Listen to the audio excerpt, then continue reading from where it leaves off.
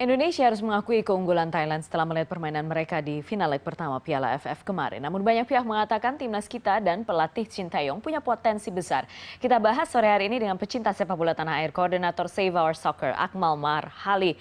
Mas Akmal, selamat sore. Selamat sore Putri. Hai Mas, apa kabar? Setelah menonton final leg 1 tadi malam, bagaimana performa timnas kita? Ya, kita harus jujur harus mengatakan bahwa timnas kita saat ini satu kelas di bawah Thailand dalam banyak hal.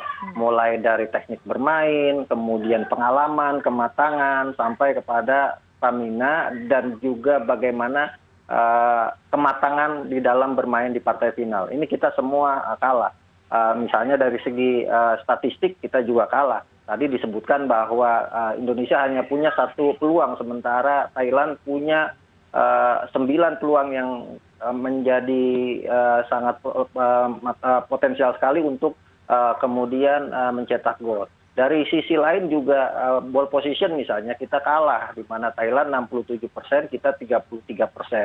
Dari sisi usia kita juga kalah. Thailand ini ada di usia emas saat ini, usia kematangnya seorang pesepak bola, di mana rata-rata usia pemain mereka adalah 27,1 tahun. Sementara Indonesia masih sangat belia sekali, termasuk semifinalis dengan rata-rata usia pemain yang sangat muda, 23,8 tahun. Artinya ada jarak 4 tahun antara timnas kita dengan Thailand.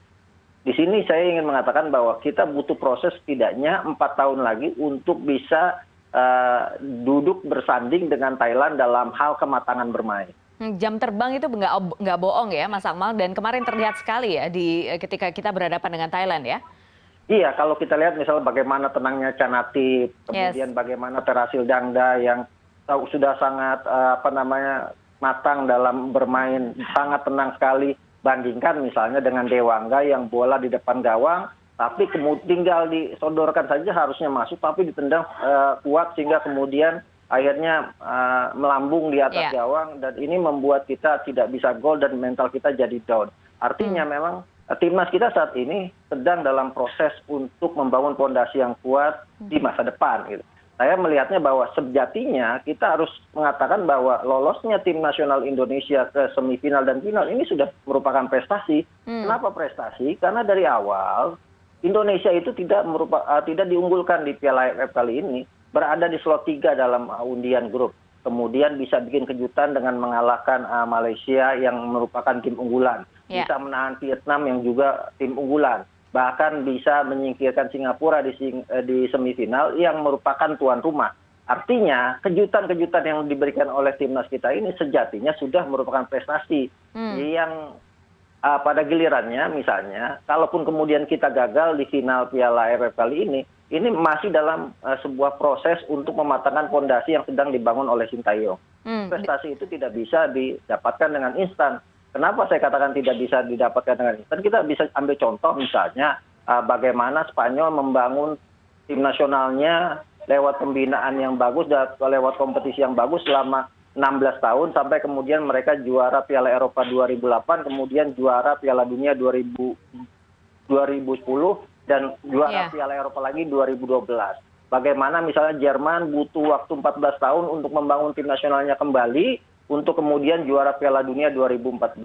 Belgia misalnya butuh waktu 25 tahun untuk bisa menjadi tim atau negara peringkat nomor 1 FIFA saat ini walaupun tidak pernah juara.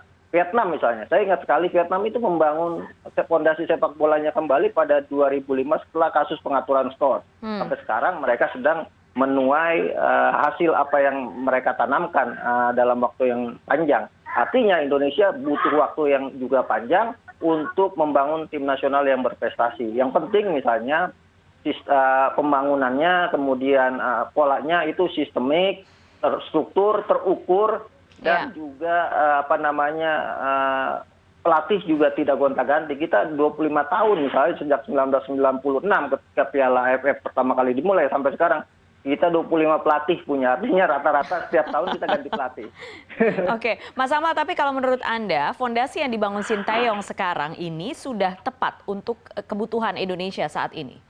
Ya, saya pikir dalam proses menuju kematangan yang diharapkan gitu. Artinya ini kan kalau kita ingin naiki anak tangga kan tidak bisa lompat-lompat gitu. Kita harus lewati step by step. Dan apa yang dilakukan Sintayong saat ini sudah berada di jalur yang benar. Pertama kali dia mengkritisi bagaimana buruknya nutrisi para pemain kita yang makan sembarangan. Sampai kemudian muncul bercandaan dilarang makan gorengan dan sebagainya gitu kan. Nah, setelah itu kemudian dia kritisi bagaimana kiper-kiper kita bermain seperti gedebong pisang yang kaku, tidak bisa bergerak. Kemudian dikritisi lagi bagaimana stamina pemain kita itu tidak mampu bermain 90 menit stabil. Dan yang terakhir, bagaimana kita bisa jadi juara, misalnya kata Sintayong, kalau passing kita aja tidak begitu akurat gitu. Dan itu terbukti di partai melawan Thailand. Kita lihat bagaimana Thailand bermain sangat matang, sangat tenang dengan umpan-umpan yang cantik, sangat akurat sekali. Iya, sementara kita beberapa kali salah passing, kita hanya mengandalkan kecepatan dan semangat melawan Thailand di leg 1 kemarin ketika kita kalah 0-4. Tapi semangat juang, semangat bermain pemain-pemain muda kita ini merupakan modal ke depan untuk kita bisa meraih hasil yang baik dan prestasi yang bagus. Saya justru melihatnya mungkin 2-3 tahun ke depan. Kalau kemudian Sintayong dipertahankan, kita bisa menuai hasil. Oke, Mas Amal, tapi kalau misalnya kita bicara soal pembinaan timnas itu tidak hanya soal pelatihnya saja, tapi juga liga-liga domestik. Prospek liga-liga domestik bagaimana? Karena kita tahu masih ada, Mas Amal juga sering menyuarakan ini soal pengaturan skor dan lain sebagainya. Ya, saya punya hipotesa 2. Tim nasional yang kuat itu akan lahir dari pembinaan yang benar dan kemudian kompetisi yang sehat. Nah, pola pembinaan kita saat ini belum pada proses yang benar. Masih banyak misalnya pencurian umur, kemudian memaksakan anak-anak usia muda untuk bisa jadi juara di usia muda. Padahal mereka di usia sampai 16 tahun adalah usia bermain sepak bola fun. Gitu kan, bagaimana teknik-teknik dasar yang diperbaiki, bukan kemudian dipaksa untuk jadi juara di kejuaraan A, kejuaraan B, untuk kemudian pada gilirannya para pemain itu sudah tereksploitasi di usia muda dan akhirnya motivasinya sudah hilang. Itu yang pertama. Yang kedua, tadi dikatakan bahwa kompetisi yang sehat. Nah, ini kompetisi inilah yang kemudian menjadi cikal bakal bagaimana timnas kita. Sebagai contoh, kita di Piala AFF kali ini adalah tim dengan pelanggaran terbanyak. Gitu kan. Nah, pelanggaran ini kan terjadi ketika apa yang terjadi di kompetisi dipraktekkan di level internasional yang ternyata di level internasional itu adalah sebuah pelanggaran. Kita tidak bisa membedakan bermain keras dengan bermain kasar. Sehingga perlakuan atau permainan kasar kita berbuah kartu kuning. Dan ini yang sebenarnya sangat merugikan. Karena itu penting buat PSSI ke depan, apapun hasil dari partai final ini, yang paling utama adalah kita harus kembali melihat problem dasar sepak bola kita di dalam negeri gitu kan. Bagaimana pembinaan, bagaimana kompetisi yang sehat. Dan saya pikir kita sudah punya landasan saat ini di bawah pemerintahan Pak Jokowi, di mana beliau mengeluarkan Impres nomor 3 tahun 2019, percepatan pembangunan sepak bola nasional. Hanya Indonesia satu-satunya negara di dunia yang punya impres dari presiden untuk membangun sepak bola berprestasi. Artinya ini harus dimaksimalkan. Nah, permasalahannya sudah sejak 2019 sampai sekarang, impres itu belum ada yang menjalankan. Nah, ini problem yang saya pikir harus segera dilakukan oleh Menpora sebagai komandan pelaksana impres percepatan pembangunan sepak bola ini. Eksekusi selalu jadi kendala ya sepertinya di Indonesia. Mas Amal, tapi kalau misalnya Anda melihat berarti realistisnya besok ketika finale kedua itu bisa bersaing dengan Thailand atau tidak? Melihat potensinya. Ya, kita tidak lagi bicara soal trofi. Terlalu naif lah kalau kita kemudian berpikir misalnya kita seperti Barcelona yang bisa mengejar ketertinggalan 4 gol. Kemudian kita berpikir bisa seperti Liverpool yang juga ketinggalan 4 gol. Bahwa timnas Indonesia harus kita lihat secara objektif dan realistis, levelnya tidak sebanding dengan Barcelona, Liverpool. Nah, kalau bicara misalnya takdir gitu kan, ya takdir juga realistis juga gitu kan. Bahwa kita saat ini untuk bisa bermain maksimal itu sudah bagus ke depannya. Jadi di leg kedua saya berpikir hanya akan jadi medium buat Sintayong untuk memperbaiki kesalahan-kesalahan di leg pertama untuk kemudian bermain lebih baik dari leg pertama sehingga kemudian para pemain pulang dengan tetap bisa mengangkat kepalanya dengan tegak bahwa mereka kalah di final, kalah dengan sebuah kebanggaan gitu. Bukan bukan kalah karena dipermalukan, tidak, karena sejatinya kita harus lihat bahwa level kita memang satu tingkat di bawah Thailand dan kita harus mengejar ketertinggalan itu. Anggap saja misalnya leg kedua ini sebagai medium untuk rekonstruksi kembali tim nasional kita menuju era 2-3 tahun ke depan yang kita harapkan kita sudah bisa mengalahkan Thailand. Dan Anda melihat potensi-potensi itu ada di siapa saja sebenarnya kalau misalnya dari pemain-pemain yang kita miliki sekarang?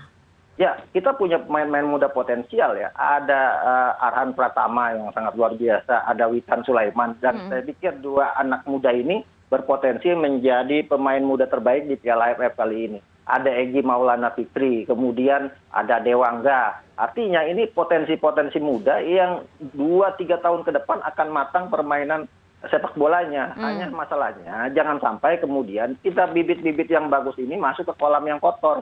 Kolam yang kotor dalam arti kompetisi yang tidak sehat. Karena bibit yang bagus masuk ke kolam kotor akan akhirnya pada gilirannya bahwa bibit ini akan sakit kena virus, bukan kemudian sehat. Nah, ini yang harus kita jaga sama-sama. Kalau bisa misalnya bagaimana pemain-pemain muda kita potensial ini bisa kita ekspor ke Eropa atau ke sejumlah negara di kawasan Asia untuk mematangkan kemampuannya sehingga kita bisa mendapatkan pemain-pemain yang matang secara teknik, matang juga secara mental. Yang sering terjadi di Indonesia adalah euforia. Biasanya kalau euforia ini terjaga nih, ada Piala AFF, euforianya terjaga. Setelah itu kembali lagi ke Liga Domestik dan kembali lagi kesalahan-kesalahan yang lama berulang dan juga strategi-strategi kotornya berulang lagi. Untuk mencegah itu tidak terjadi, bagaimana Mas Akmal? Ya, kita harus bersama-sama introspeksi, kemudian juga sama-sama cek and recheck bahwa kita punya problem di sepak bola kita. Tadi seperti dikatakan bahwa problemnya adalah bagaimana kita kadang-kadang melupakan fakta yang ada karena saking euforianya sehingga kemudian berekspektasi lebih terhadap tim nasional kita yang masih dalam proses membangun. Nah, ini juga harus kemudian kita hindarkan.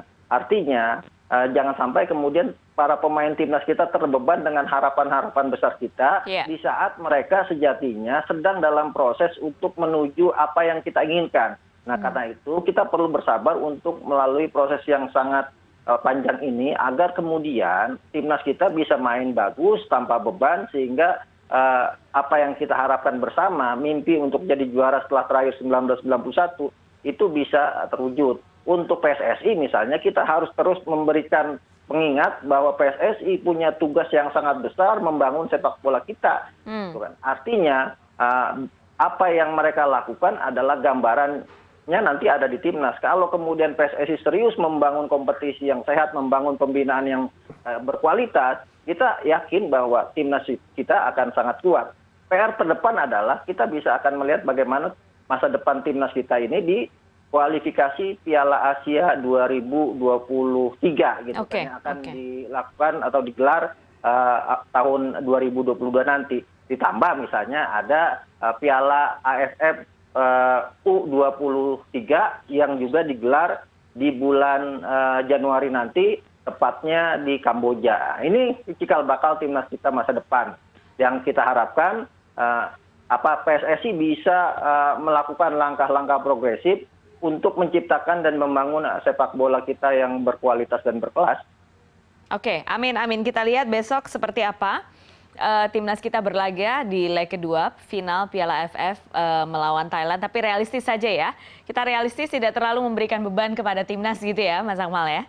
Ya, betul sekali. Mas Akmal Marhali, terima kasih. Koordinator Save Our Soccer. Terima kasih sudah berbincang sore ini di CNN Indonesia Newsroom. Terima kasih Putri.